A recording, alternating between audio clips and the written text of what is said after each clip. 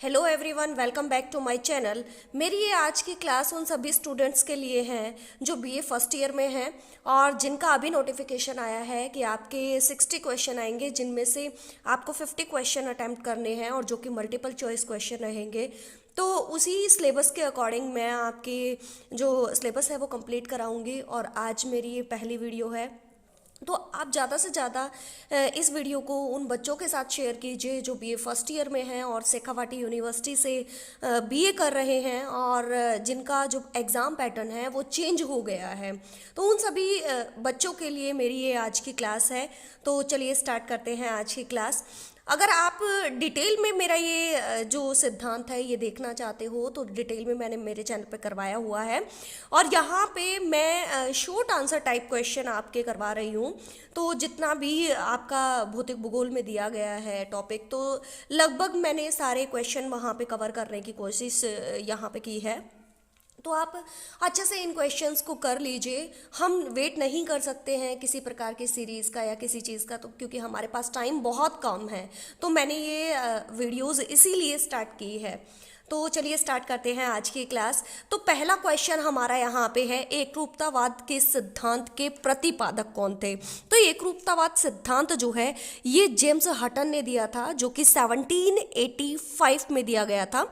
और इन्होंने एक जो शब्द है वो भी दिया था कि ना तो आदि का कोई लक्षण है और ना ही अंत का कोई भविष्य है। तो ये शब्द किसके थे? तो ये शब्द भी जेम्स हटन के थे। नेक्स्ट क्वेश्चन है हमारा, पृथ्वी की सतह पर कितनी तरह के बल कार्यरत रहते हैं।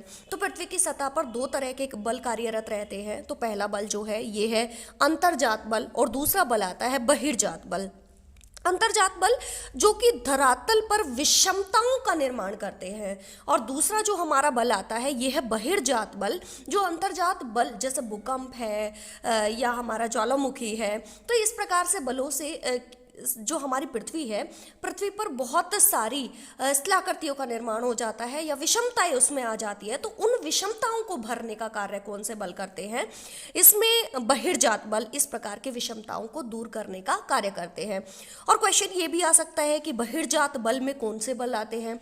तो बहिर्जात बलों में हमारे जैसे हम पढ़ते हैं नदी हिमोड़ है या जो हमारा जलोढ़ है, इस प्रकार से के जो हमारे कार्यरत नदी जो हमारी अपर्दन करके लाती है और उसका निक्षेपण कर देती है, सागरीय जल से बनने वाली स्थलाकृतियाँ। तो इस प्रकार की जो हमारी स्थलाकृतियाँ हैं ये बहिर्जात बल में ही आती हैं।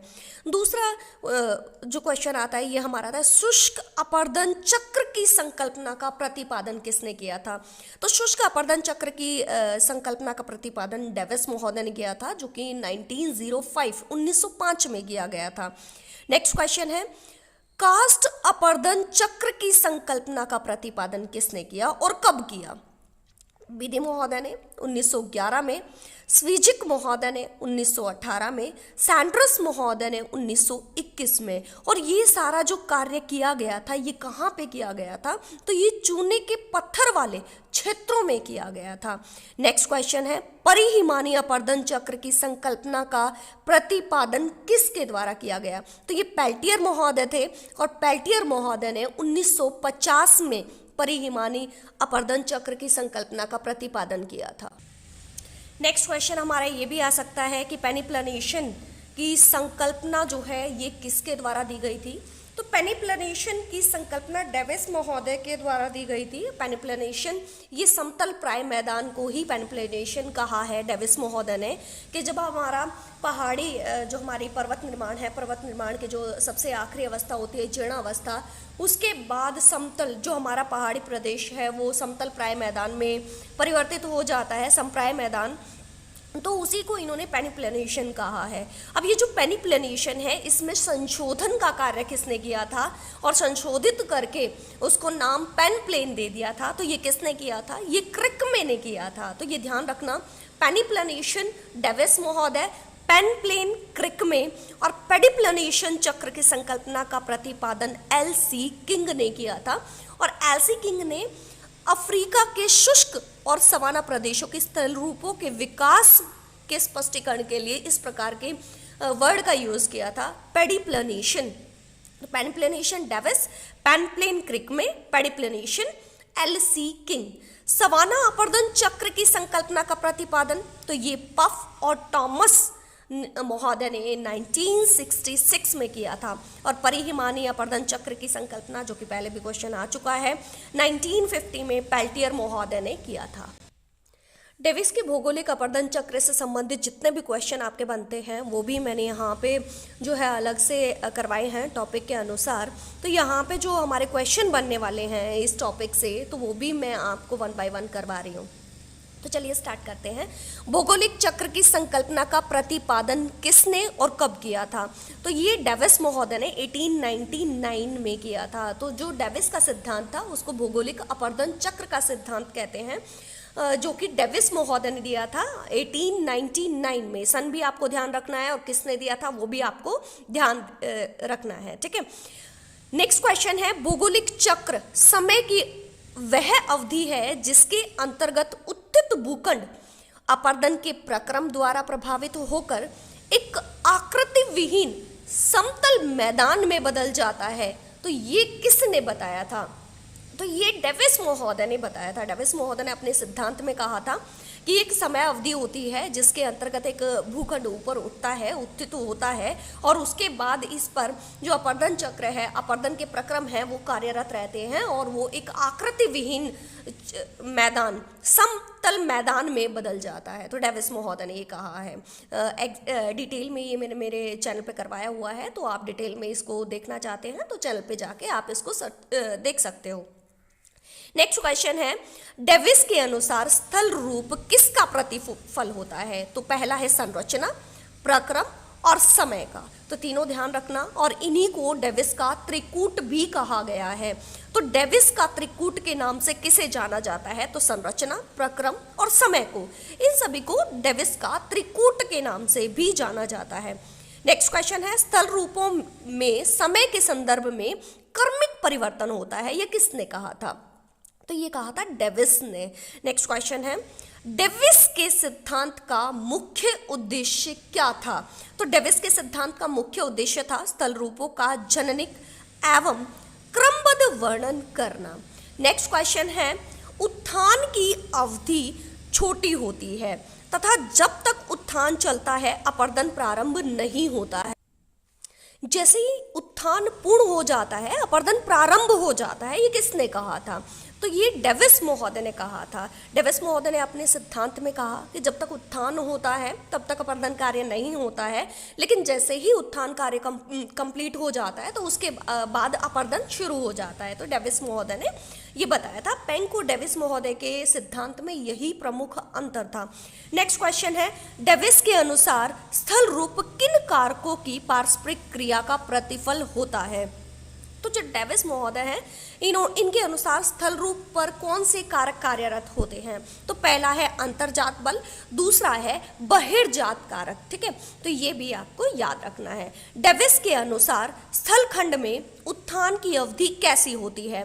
तो डेविस महोदय कहते हैं कि उत्थान की जो अवधि होती है वो उत्थान तीव्र गति से होता है और छोटी अवधि में होता है। तो तीव्र गति और लघु अवधि इन्होंने बताई है।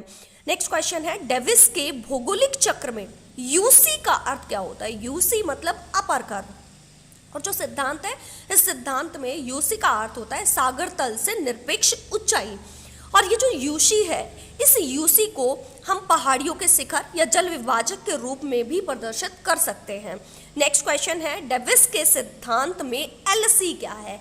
एलसी का अर्थ है लोअर कर्व, और ये जो लोअर कर्व है ये सागर तल से न्यूनतम ऊंचावच या नदियों की घाटियों की तली को इंगित करता है। जो हमारा पहाड़ी प्रदेश है उसकी जो घाटी तली है कि जहाँ से नदियाँ निकलती है, उस घाटी तली को यूसी दिखाता है।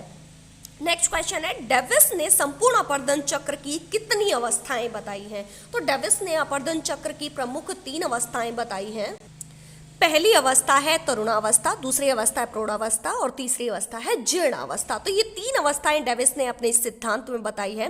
पहली अवस्था आती है तरुणावस्था, दूसरी अवस्था प्रौढ़ावस्था और तीसरी अवस्था जीर्णावस्था। नेक्स्ट क्वेश्चन है, डेविस के अनुसार उत्थान की समाप्ति के बाद अपर्दन प्रारंभ होता है।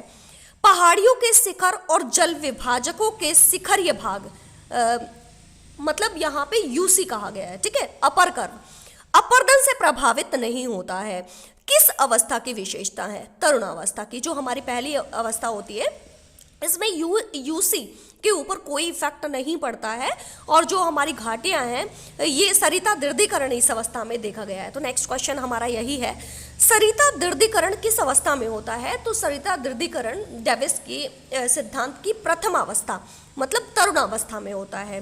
डेविस के अनुसार घाटी गर्तन की अवस्था में होता है, किस अवस्था में होता है? तो जो घाटी गर्तन होता है ये भी तरुणावस्था में होता है। तो जो घाटी गर्तन होता है, इस घाटी गर्तन में घाटियों का लंबवत अपरदन नदियां करती रहती है और घाटी को लगातार गहरा करती रहती है। और सरिता दृढ़ीकरण शीर्षवर्ती अपरदन होता है, जैसे उद्गम है, ऊपर की तरफ जो अपरदन है वो लगातार होता रहता है। तो सरिता दृढ़ीकरण और घाटी गर्तन दोनों ही विशेषताएं तरुणावस्था की है अकॉर्डिंग टू डेविस का जो सिद्धांत है उस सिद्धांत के अनुसार। तरुणावस्था में ढाल कैसा होता है? जो तरुणावस्था होती है उसमें जो पहाड़ियां होती है उसका ढाल कैसा होता है? तो तरुणावस्था में पहाड़ियों का ढाल उत्तल ढाल होता है। तरुणावस्था की अन्य विशेषताएं जो है वो कुछ इस प्रकार से हैं, तो ये भी आपको ध्यान रखना है, क्वेश्चन यहाँ से भी आ सकता है। घाटी गर्तन के कारण एलसी निरंतर तेजी से घटता रहता है। जो हमारा एलसी है, लोअर कर्व है, वो घटता रहता है, जबकि जो यूसी है वो स्थिर बना रहता है। इस प्रकार जो अपरदन है, इस अपरदन का पहाड़ी के शीर्षवर्ती भाग पर कोई प्रभाव नहीं। तरुणावस्था में वी आकार की घाटी का निर्माण होता है, और वी आकार की घाटी समय के साथ गॉर्ज और कैनियन में परिवर्तित हो जाती है। तो वी आकार की घाटी, गॉर्ज, कैनियन, ये तरुणावस्था की ही विशेषताएं हैं। नेक्स्ट क्वेश्चन हमारा आता है दूसरी अवस्था से, डेविस के सिद्धांत के अनुसार पार्श्विक अपरदन कब प्रारंभ होता है? तो पार्श्विक अपरदन जो प्रारंभ होता है वो प्रौढ़ावस्था से प्रारंभ होता है। तो प्रौढ़ावस्था के प्रारंभ होते ही दूसरी अवस्था प्रारंभ हो जाती है। जब तक प्राथमिक अवस्था होती है, तरुणावस्था होती है, तब तक पार्श्विक अपरदन नहीं होता है। नेक्स्ट क्वेश्चन है, घाटी का चौड़ा होना मतलब वैली वाइडनिंग विशेषता है। तो यहाँ पे घाटी का लगातार चौड़ा होना ये प्रौढ़ावस्था की विशेषता है। नेक्स्ट क्वेश्चन है, यूसी का अपरदन प्रारंभ हो जाता है। किस अवस्था में यूसी का अपरदन प्रारंभ होता है? तो ये प्रौढ़ावस्था में प्रारंभ होता है, जबकि हमने देखा तरुणावस्था में यूसी पे कोई प्रभाव नहीं पड़ता है। यूसी एज इट इज स्थिर बना रहता है। नेक्स्ट क्वेश्चन है, डेविस के अनुसार निरपेक्ष और सापेक्ष ऊंचावच दोनों का ह्रास होने लगता है। तो ये किस अवस्था में होता है? तो ये होता है प्रौढ़ावस्था में, जो कि डेविस की दूसरी अवस्था है। नेक्स्ट, प्रौढ़ावस्था की अन्य विशेषताएं, तो ये भी आपको ध्यान रखनी है, ये भी हमारे एग्जाम में आ सकती है। तो यू आकार की जो घाटी है वो लगातार चौड़ी होती रहती है और घाटियों में परिवर्तन होता रहता है। नदियों का वेग तीव्र गति से कम होने लगता है, जिसके कारण से नदियों की परिवहन क्षमता कम होती रहती है। और डेविस के सिद्धांत में निम्नवर्ती या लंबवत अपरदन मतलब घाटी गर्तन का स्थगन होने पर कौन सी अवस्था प्रारंभ हो जाती है? तो जो हमारी घाटी गर्तन है वो घाटी गर्तन बंद हो जाता है, स्थिर हो जाता है, स्थगित हो जाता है। तो उसके साथ साथ जीर्ण अवस्था का प्रारंभ हो जाता है। नेक्स्ट क्वेश्चन है, डेविस के अनुसार यूसी में तेजी से गिरावट किस अवस्था में आती है? जो अपर कर्व है, जल विभाजक शिखर है, उसमें लगातार गिरावट आती रहती है। तो ये तेजी से गिरावट किस अवस्था में आती है? तो डेविस के अनुसार तीसरी अवस्था हमारी जीर्णावस्था आती है। तो इस जीर्णावस्था में यूसी में तेजी से गिरावट आनी शुरू हो जाती है। नेक्स्ट क्वेश्चन है, गतिज ऊर्जा किस अवस्था में न्यूनतम हो जाती है? तो ये भी जीर्णावस्था में न्यूनतम हो जाती है गतिज ऊर्जा। जीर्णावस्था में पार्श्व ढाल कैसा होता है? जो हमारी पहाड़ियां हैं, इन पहाड़ियों का जो ढाल होता है, ये पहाड़ियां हैं, इनका जो ढाल होता है ये अवतल हो जाता है। जबकि तरुणावस्था में हमने देखा कि जो पहाड़ी का ढाल है वो उत्तल ढाल होता है, जबकि जीर्णावस्था में ये ढाल अवतल ढाल हो जाता है। किस अवस्था में नदी मियांडर बनाती हुई चलती है और विस्तृत बाढ़ के मैदानों का निर्माण करती है? तो जीर्णावस्था हमारी पहाड़ी का जो अपरदन होता है ये इसकी आखिरी अवस्था होती है। तो इसके बाद जो पहाड़ियां हैं वो समतल प्राय मैदान में परिवर्तित हो जाती है। तो जीर्णावस्था में ये सारी अवस्थाएं होती हैं। जीर्णावस्था में नदी जो है वो मियांडर बनाती हुई चलती है और एक विस्तृत बाढ़ का निर्माण करती है। नेक्स्ट क्वेश्चन है, समतल मैदान को डेविस ने क्या कहा है? तो ये क्वेश्चन हमने पहले भी डिस्कस कर लिया है कि जो समतल मैदान है, समप्राय मैदान है, उसको डेविस ने पेनीप्लेन कहा है। तो ये क्वेश्चन ऐसे भी आ सकता है कि पेनीप्लेनेशन की संकल्पना किसने दी थी? तो पेनीप्लेनेशन की संकल्पना जो दी थी वो डेविस महोदय ने दी थी। नेक्स्ट क्वेश्चन है, उत्तल अवतल ढाल वाली कम ऊंचाई की बिखरी अवशिष्ट पहाड़ियों को डेविस ने क्या कहा है? तो इन्होंने कहा है मोनार्ड-नाक। तो मोनार्ड-नाक, ये भी पूछा जा सकता है कि मोनार्ड-नाक क्या है? तो मोनार्ड-नाक जब एक पर्वत, एक जो पहाड़ी है, उस पहाड़ी का लगातार अपर्दन होता रहता है, उसके बाद कुछ अवशिष्ट पहाड़ियाँ, बिखरी पहाड़ियाँ रह जाती हैं, तो उनको डेविस ने मोनार्ड-नाक कहा है, और जो कि जीर्णावस्था की ही एक विशेषता है। अभी जो मोनार्ड-नाक है, इस मोनार्ड-नाक का नामकरण कैसे किया गया है? तो मोनार्ड-नाक का नामकरण यूएसए में एक न्यू हैम्पशायर की जो मोनार्ड-नाक पहाड़ियां हैं उसी के नाम पर इसका नामकरण किया गया है। तो ये क्वेश्चन हमने डेविस का अपर्दन चक्र सिद्धांत है उसको लगभग हमने कवर कर लिया है। तो ये क्वेश्चन सारे ही मैंने कवर कर लिए हैं। तो इसी प्रकार से हम नेक्स्ट जो हमारे टॉपिक रहेंगे उनसे बनने वाले सारे क्वेश्चन हम अपनी वीडियोस में डिस्कस करेंगे। तो बने रहिए मेरे चैनल के साथ, और अगर आप मेरे चैनल पर न्यू हो तो चैनल को आप सब्सक्राइब कर लीजिए। तो आपको लगभग कंप्लीट सिलेबस मैं अपने चैनल पे करवाऊंगी बीए फर्स्ट ईयर स्टूडेंट को, जो कि शेखावाटी यूनिवर्सिटी से बीए कर रहे हैं, क्योंकि आपको पता है कि सिलेबस पैटर्न, जो आपका एग्जाम पैटर्न है, वो चेंज हो गया है।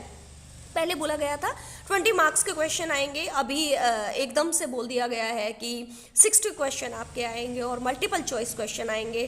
तो आप लगातार मेरे चैनल के साथ बने रहिए, चैनल को सब्सक्राइब कर लीजिए और वीडियो को ज़्यादा से ज़्यादा स्टूडेंट के पास शेयर कीजिए, ताकि ये जो वीडियो है उसका फ़ायदा लगभग जो स्टूडेंट है हमारे वो फ़ायदा उठा सके। तो मिलते हैं नेक्स्ट वीडियो में, तब तक के लिए धन्यवाद।